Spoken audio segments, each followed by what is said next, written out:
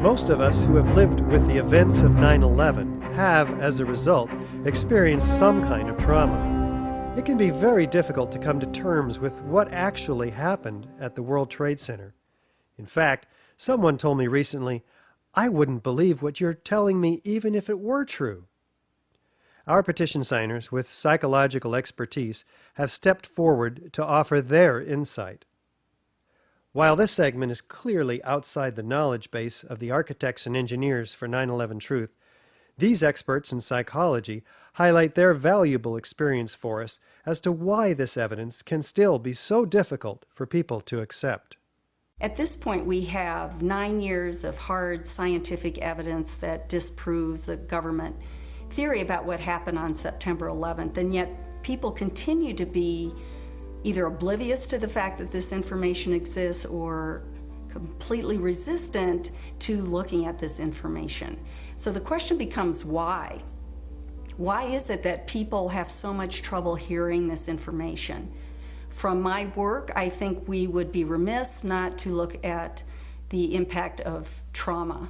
My name is Marty Hopper, and I'm a PhD clinical psychologist. I've been working and living for the past 30 years here in Boulder, Colorado. For the past 11 years, my work has focused on helping people who have experienced personal trauma. Now, as we know, the horrors of what happened on 9/11 were televised all over the world, and they were televised, in fact, live. We witnessed the deaths of almost 3,000 of our fellow Americans. We know this had a very severe and traumatic impact on a large majority of the population. I myself cried for weeks after September 11th.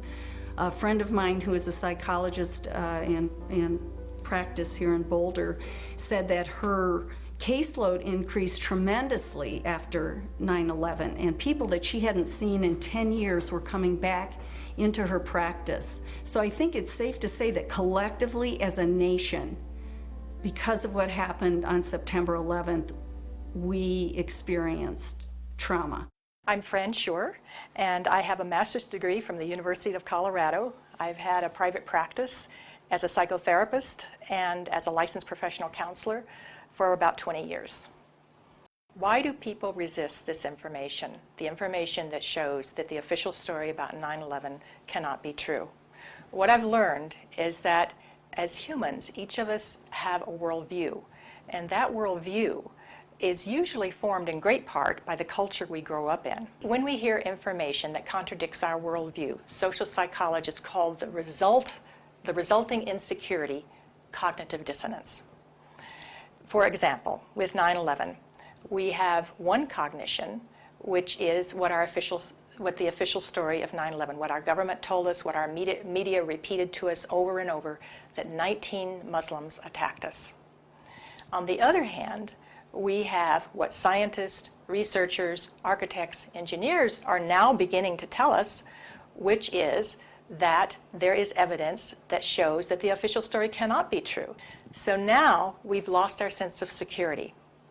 We are starting to feel vulnerable. Now we're confused. 9/11 Truth challenges some of our most fundamental beliefs about our government and about our country. When your beliefs are challenged or when two beliefs are inconsistent, cognitive dissonance is created. 9/11 Truth challenges the beliefs that our country protects us and keeps us safe and that America is the good guy. My name is Bob Hopper, and I have a PhD in clinical psychology from the University of Cincinnati. For the past 29 years, I've been a licensed PhD clinical psychologist in Boulder, Colorado. When your beliefs are challenged, fear and anxiety are created. In response to that, our psychological defenses kick in, and they protect us from these emotions. Denial, which is probably the most primitive psychological defense, is the one most likely to kick in when our beliefs are challenged. I'm Danielle Dupré, PhD, originally from Switzerland, where I studied psychology and psychoanalysis. For the past 15 years, I've been empowering people who have experienced significant trauma. America is a powerful nation. It has never been attacked. We were confident, we felt secure, and all of a sudden that security collapsed. People started to be fearful. With all those rumors, those news, people didn't know what to think about. And it's a very, very uncomfortable state to be in. And eventually, our mind shuts off. Just like when a computer is overloaded, our minds get overloaded. We can't handle it anymore, and we shut down. It's easier to deny it and move on with our lives. What some of us will tend to do is deny the evidence that's coming our way and stick to the original story, the official story, and to try to regain our equilibrium in that way. Another thing we can do is decide to look at the conflicting evidence and be sincere and be open-minded and look at both sides of the issue and then make up our own mind about what reality is. I'm Dorothy Lorig. I have a master's degree in counseling psychology from the University of Colorado, and I've been practicing reevaluation counseling for over 16 years. If we can think of our worldview as being sort of our mental and emotional home, I think all of us will do just about anything to defend our homes, to defend our families, and so I see that with people, and I saw that with myself when my brother tried to talk with me about it, of don't mess with me, don't mess with my home, don't mess with my comfort with how things are. And about a week later, I read a lengthy article by Professor Griffin about why he believes the official account of 9/11 cannot be true. And it was a very well-researched article. I was in my office at the time. I sat there and I felt my stomach churning. I thought maybe I was going to be sick. And I leaped out of my chair and ran out the door and took a long walk around the block, around several blocks, and just broke down. I understand now that what was happening was my worldview about my government being in some way my protector, almost like a parent, had been dashed, and it was like being cast out into the wilderness, I think is the closest way to describe that feeling. And I sobbed, felt like the ground had completely disappeared beneath my feet. And I knew at some point during the walk that I knew that I was going to have to become active in educating other people about this, that for me to retain any sense of integrity, I was going to have to take some action. I couldn't just let something like this go. Many people respond to these truths in a very deep way. Some have a visceral reaction like they've been punched in the stomach. To begin to accept the possibility that the government was involved is like opening Pandora's box. If you open the lid and peek in a little bit, it's going to challenge some of your fundamental beliefs about the world. Well, here are a few of those spontaneous initial reactions to hearing the contradictory evidence about 9/11. I don't want to know the truth, or I'd become too negative and psychologically go downhill. I'm not sure I want to know. If this is true, then up would be down and down would be up. My life would never be the same. Fran, I refuse to believe that many Americans could be that treasonous. Someone would have talked, but these are beliefs. They are not scientific facts, but these beliefs do keep us from looking at the empirical evidence. I'm David Ray Griffin. I taught philosophy of religion and theology at the Claremont School of Theology and Claremont Graduate University. I published about 35 books in my field, but then starting in 2004, I started publishing about 9/11, and since that time I have published 10 books about 9/11. You have empirical people who will simply say, look at the evidence, and if it's convincing, I will change my mind. Other people are paradigmatic people. They have a paradigm.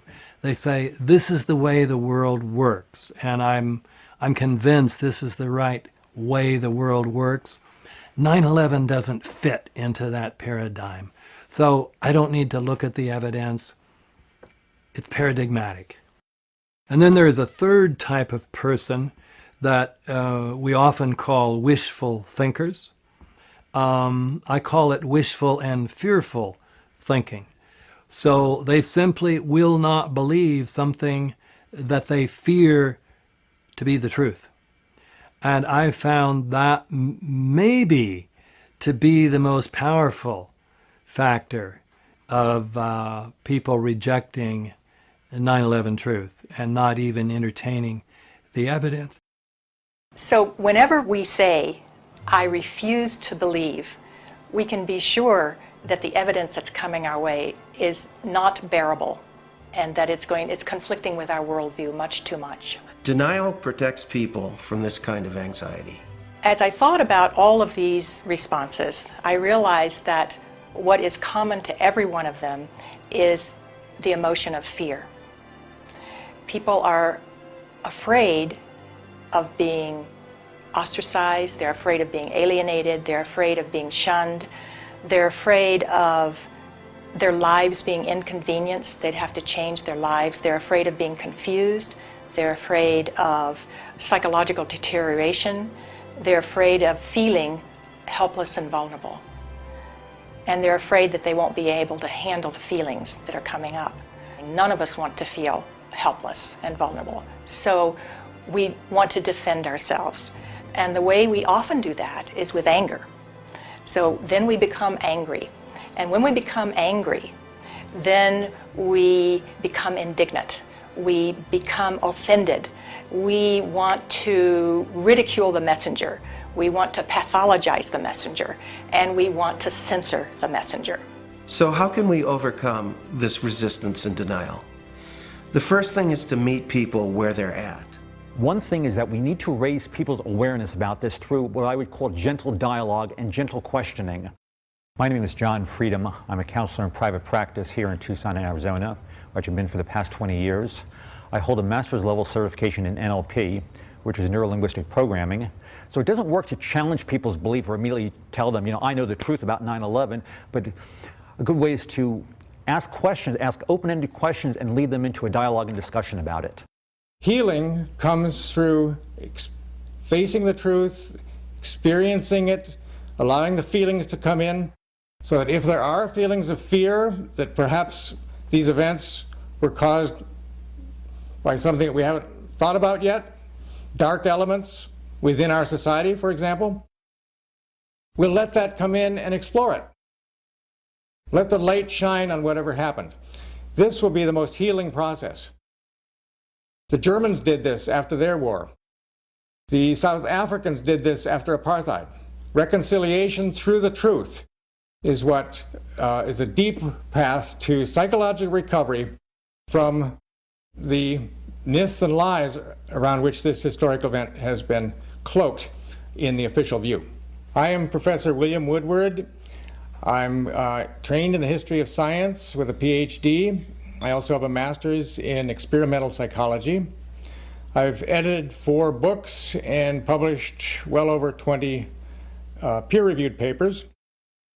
I've taught for 35 years at a state university, the University of New Hampshire. I think as a psychologist, to overcome our fear of the traumatic event with new information would be the best, healthiest route to our collective recovery from the trauma of 9/11.